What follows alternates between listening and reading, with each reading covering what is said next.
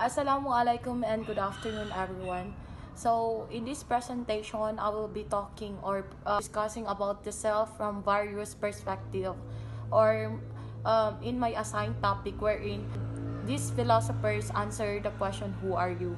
So, before anything else, I would like to introduce myself. I am Hanin K. Abbas, a BS Bio Micro 1B. So, I know some of you have familiarized these philosophers kasi they are well known. And also, I know familiar ito sa ating lahat kasi nga napag-aralan na rin natin to during the senior high school. But now, let us know their opinions and their perspective on the question, who are you? So, first here is the philosopher David Hume. So, David Hume this quote, there is no self. Hume is a Scottish philosopher, and according to him, there is no self as a mental entity, for what we call a mind is nothing but a heap or collection of different perceptions. So according to him, wala daw sarili, kundi it is ang sarili daw ay isa itong collection ng different perceptions mo sa buhay. So ang self daw is a bundle of perceptions. So, he also state here that there is no stable thing called self. For the self is nothing but a complex set of successive impression or perception. So, we will know his answer. Bakit niya nasabi na it is a collection of perceptions or a successive impression. So, kaya naman pala sinabi niya na it is a collection of perception kasi nga we cannot observe any permanent self because we continuously undergo change. So, kaya pala sinabi niya na there is no self kasi in time, nagbabago yung sarili natin. Aminin man natin o hindi, bumabago talaga yung sarili natin. And I hope we are changing for the best version of ourselves. So, next here is Immanuel Kant. So, Immanuel Kant has this quote, we construct the self. So, he states here that consciousness is formed by one's inner self and outer self. The inner self includes rational reasoning and psychological state, while the outer self includes the body and physical mind. So, he states here that ang consciousness daw is napo-form within inner and outer self. So, ang inner self daw is napapaloob dito kung paano tayo mag-rational reasoning, kung paano tayo mag-isip, and ano yung psychological na kalagayan natin. While yung the outer self includes kung ano yung katawan natin, kung ano yung physical mind natin. So, next, let us move on to Sigmund Freud. So, Sigmund Freud has malawak yung perspective niya when it comes to who are you. So, this is his opinion or the saying. So, he has the quote, there are two souls, one conscious, one unconscious. So, sinabi niya dito na self is multi-layered. So, ang sarili daw ay nalalayer siya na maraming layered. So, it is composed of three structures of the human mind. Yung human mind is nahati daw sa tatlo, wherein the ID, the ego, and the super ego. So, let us know kung ano ba tong tatlong human mind to ito. So, ang ID daw is nag-exist since nung pinanganak tayo.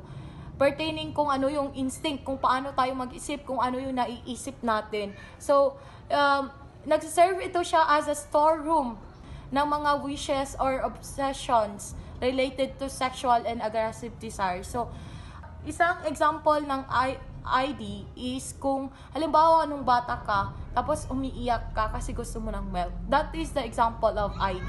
So, the next is the ego. So, ego operates according to the reality principle. So, this structure's role is to maintain equilibrium between the demands of ID and superego in accordance with what is best and practical and reality.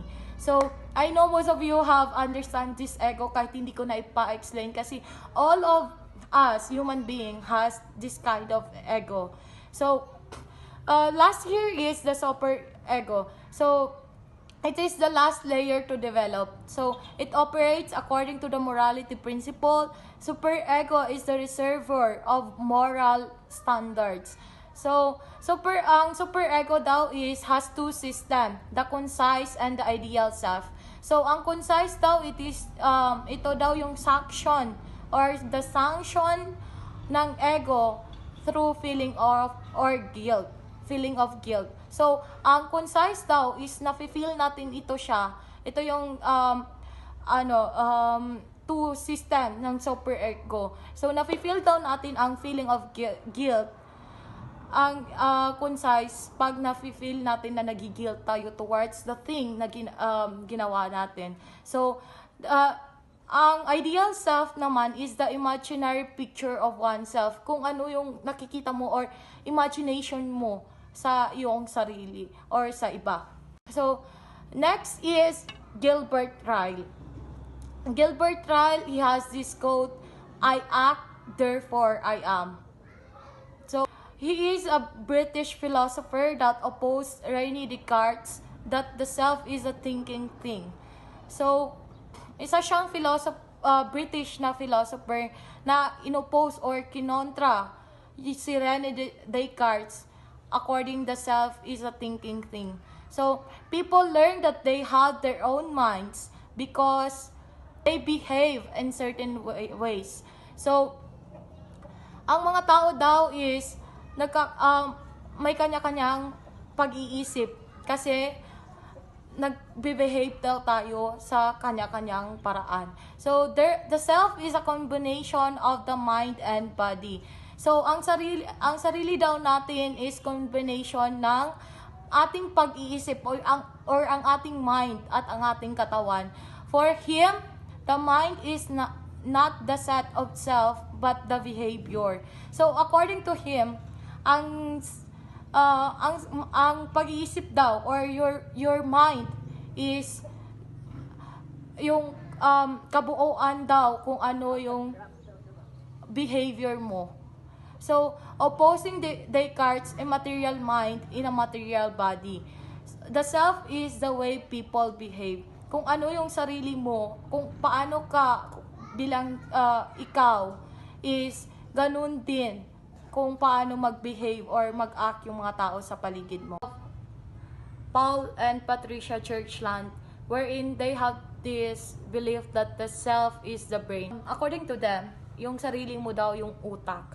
So, they are both neuroscientists. Kaya naman pala, kasi they are both neuroscientists wherein nakafocus talaga sa brain. So, it is the physical brain. Yung physical brain mo daw, kung paano ka mag-isip.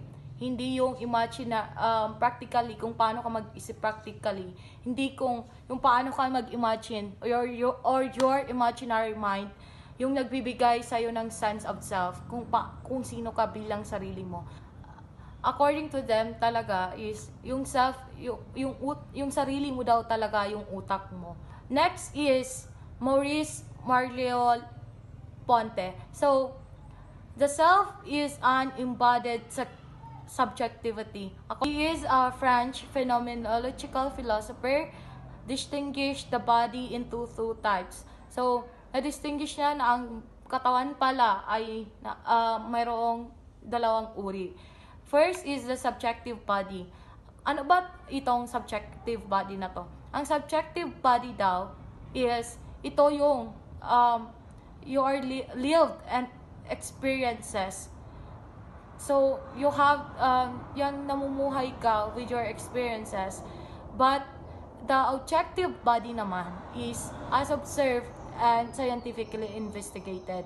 So, observation lang siya and it is through investigation. He regarded self as embodied subjectivity. So, he accepts that the idea of mental states, but he also suggests that the use of mind is inseparable from our bodily, situated, and physical nature.